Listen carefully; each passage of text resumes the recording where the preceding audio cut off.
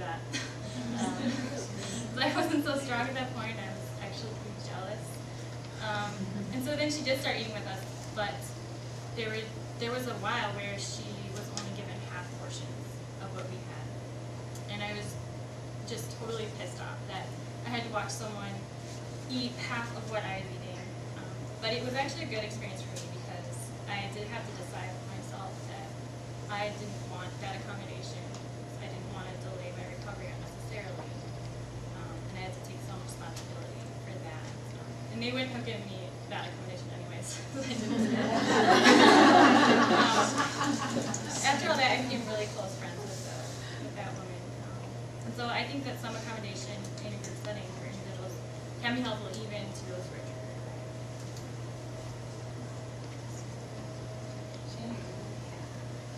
Well, first, can I just say I'm really glad I'm not the only one answering this question because, as I mentioned earlier, I have never had the privilege of experiencing group treatment, individual treatment on a level that our other communities have. So I'm thrilled to hear all the incredible ideas that they're offering. I can say, as the director of a rather large growing organization, that it feels like it's very important for the organization that's being approached for help to know who they are.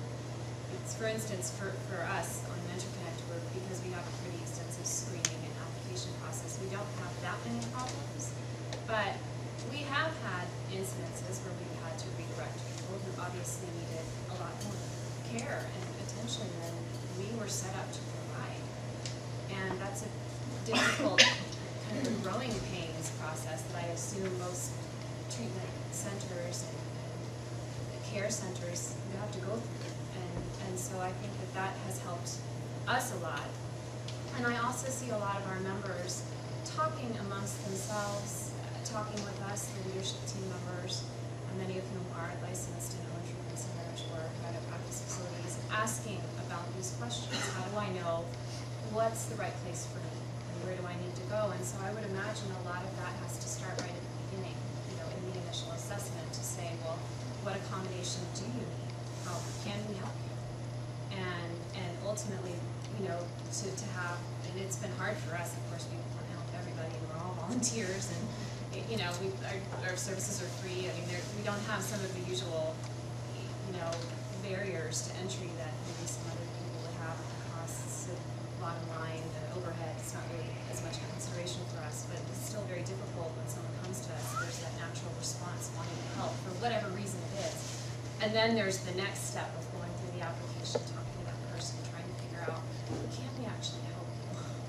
Because sometimes the most helpful thing to an individual who needs care is to have the strength to say no. And then to be able to sign, to say like what Kathleen does, to be able to say, well, but have you thought about this other place where you might find the accommodation that you need? And so, which unfortunately makes standardization, I don't envy you.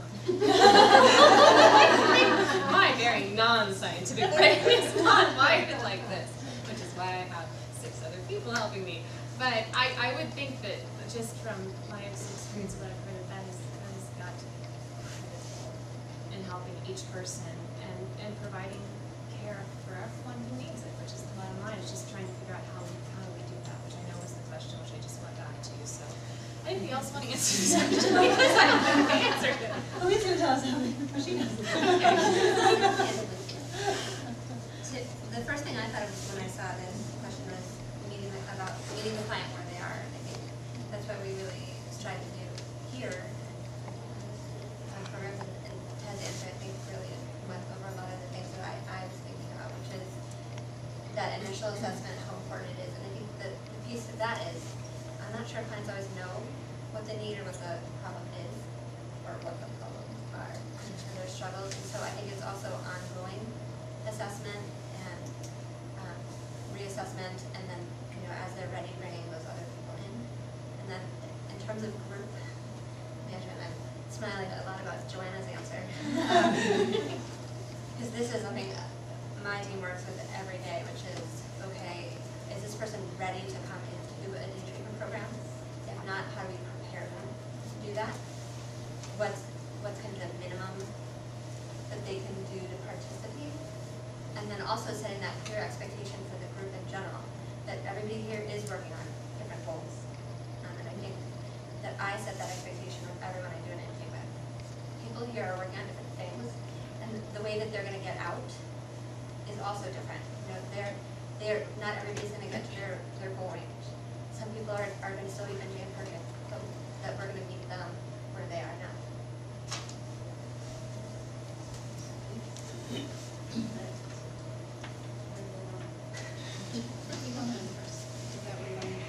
Yep, that's fine.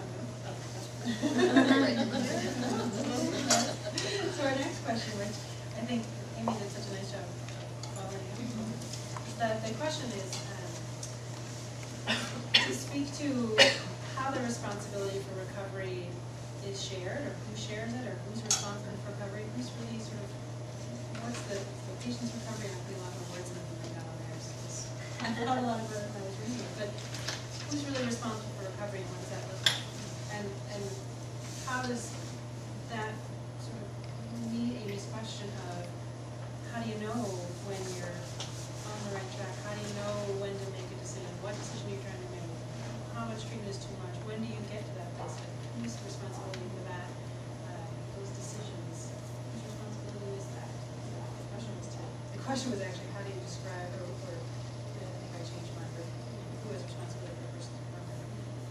So I'm going to let you not start with the person who was, but I'm going to Carol.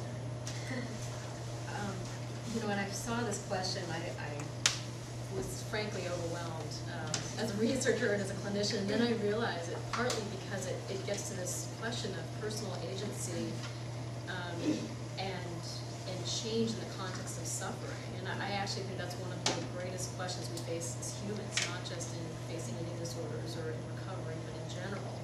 And you know, thinking about, for centuries, I think this has been questioned by philosophers and healers and religious scholars and politicians. I mean, in some ways, we're really getting at the heart of, you know, what is suffering and what is change. I do think the answer is, to some extent, context dependent on factors including the nature of the struggle and the individual's resources to remediate their suffering. And I think faced with the heroic challenge of recovering from an eating disorder, it really involves such an enormous complexity that really, frankly, I believe we're all responsible. I think the patient is responsible in mustering the courage to change and seeking the resources within themselves and in others to do so. Clinicians and healthcare providers in delivering the very best treatments to the very best of our abilities. And I'm the first to admit I'm often very flawed in doing this, but I think there's an essence of trying our very best. Researchers and scientists in continuing to develop, test, and identify treatments that can actually help people recover. Family members and friends in providing support and in seeking to change ourselves in the process. And society members in working to eliminate eating disorders and the pathological conditions within our society. Jamie last night was calling it societal ed, which is very strong. That certainly contribute to them, and also to ensure that resources for treatment and prevention are available and accessible to all. So what I would say, bottom line, is the effort in recovery must be collective.